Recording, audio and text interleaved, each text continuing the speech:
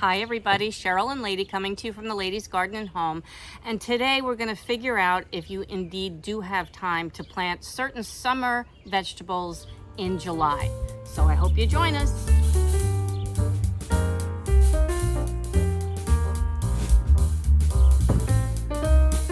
So I was watching Gardner Scott on his weekly live YouTube show last Monday, as I do every Monday if I can. And he said something interesting, which was he really is tired of seeing all of these videos that say what you can plant in July, what you can plant in this month and that month, because as he correctly states, everybody's garden area is different and everybody's climate is different. So unless you are in a very similar region to the YouTuber who is telling you this is what you can plant this month, then you might not be able to.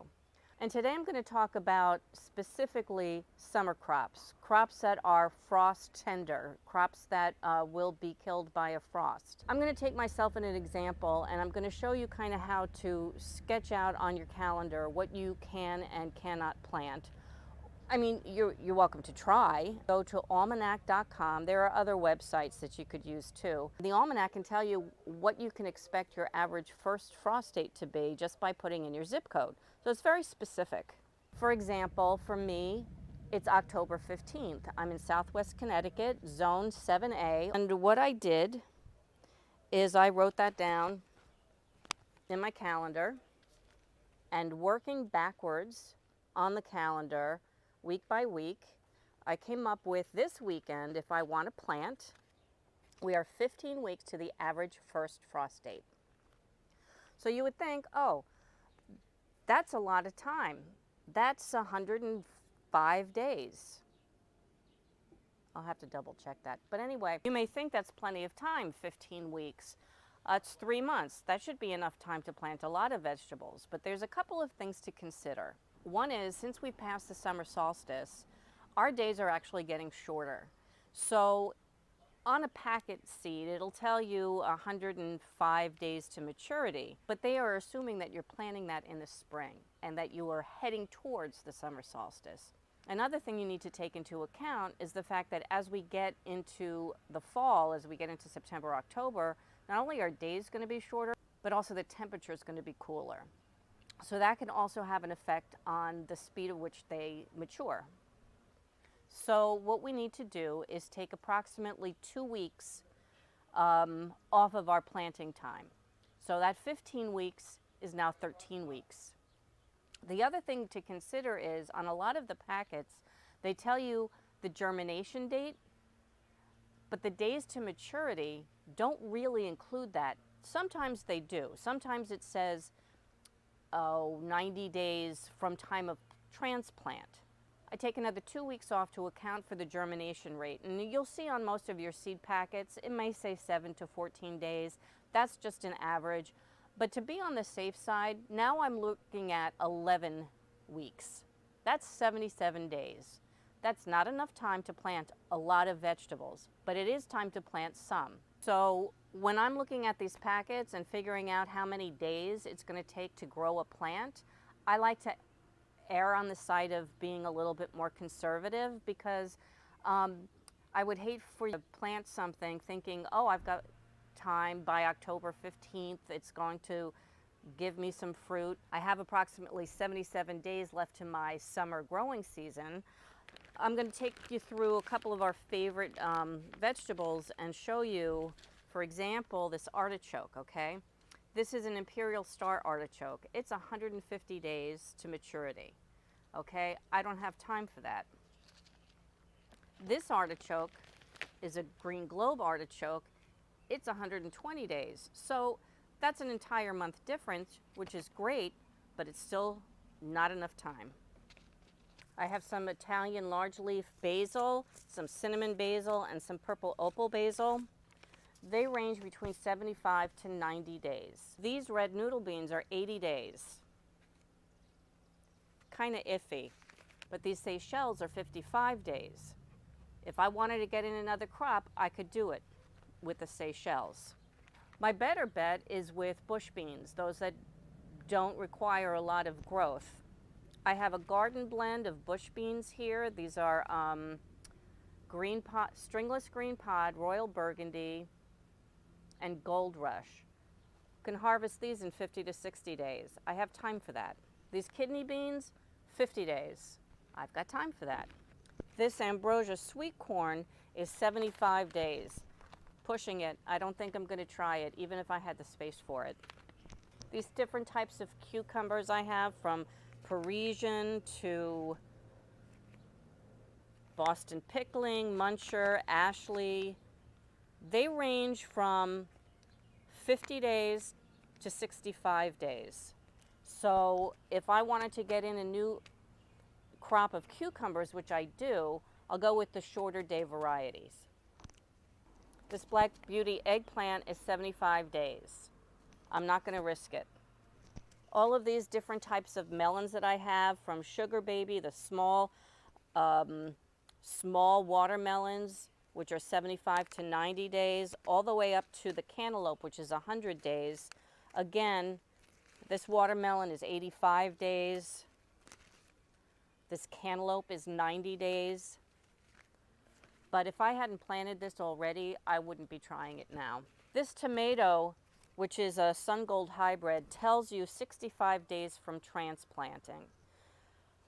They don't tell you how long you keep it in a pot.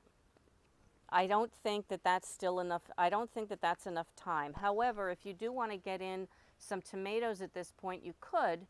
You just need an established plant, and I'm going to give you a tip on how you can kind of shortcut that at the very end of this video, so stay tuned. This tomato, the San Marzano, okay, so the Sun Gold tomato is a cherry, so that doesn't take as long to maturity. However, the San Marzano, which is a paste tomato, I would call it like a medium-sized tomato, is 85 days. The beefsteak tomato is 75 to 115 days. So you can see the bigger tomatoes are going to take you a lot longer to get fruit. Squashes also vary. For example, this zucchini, this Black Beauty zucchini, is a 50-day maturity date. That's pretty fast.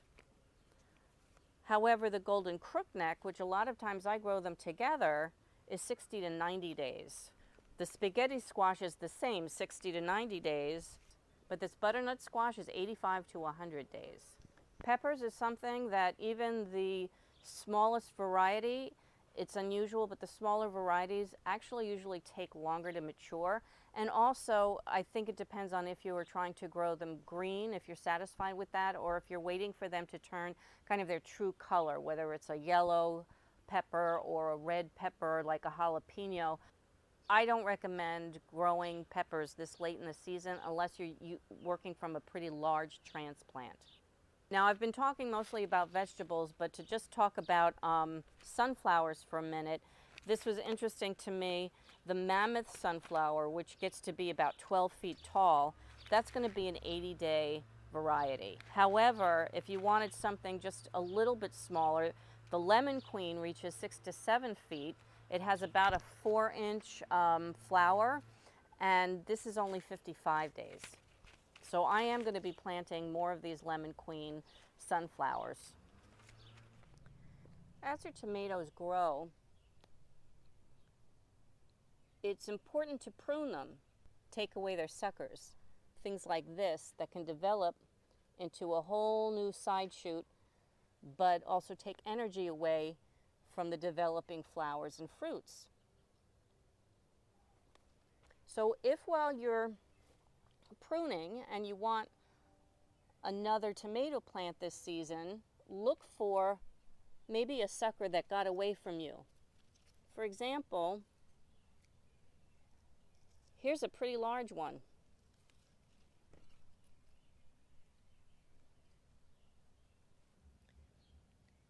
Just cut it off right here.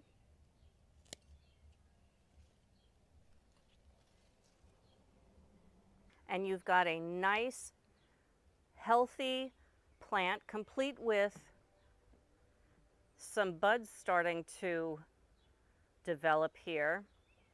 Take off the lower leaves like you do when planting. Since roots will start to grow along the stem where those little hairs are, you're going to want to plant it very deep and water it consistently. And hopefully within just a few weeks' time, I'll have a nice, healthy San Marzano tomato plant, which I would have not been able to start in time if I did it from seed. I'm very excited because when I did all my seedlings, I lost a number of them because I left the plastic on the mini greenhouse closed on a really hot sunny day, and I lost so many of my seedlings, and some of them were the San Marzanos. And I was my favorite paste tomato last year, so I really wanted more than one plant, and now that I have transplanted a sucker, I have 2 plants, so I'm very excited about that. So if you're planting this weekend and you want to determine if you've got enough time to put some of these summer crops in the ground, figure out your last frost date, then count back to the day you're planting, but remember to subtract 2 weeks for the lack of sunlight that we're going to be heading into, and another 2 weeks for germination, and then decide if you've got enough days to be able to plant out and sow some seed. And remember, if you don't have time to sow seeds, you could buy an established plant at a nursery or a garden center or something like that. And if you don't have the time, in my opinion, it would be better to start working on your fall vegetables and get some of those going. I hope this video helped kind of dissipate some of the confusion that can be around growing late season summer crops. And I hope you learned something from it, and I hope you liked it. And if you did, please give it a like. And I hope you subscribe and join our little community here. And from the Ladies Garden and Home, enjoy your gardening journey. Bye. Say goodbye, lady.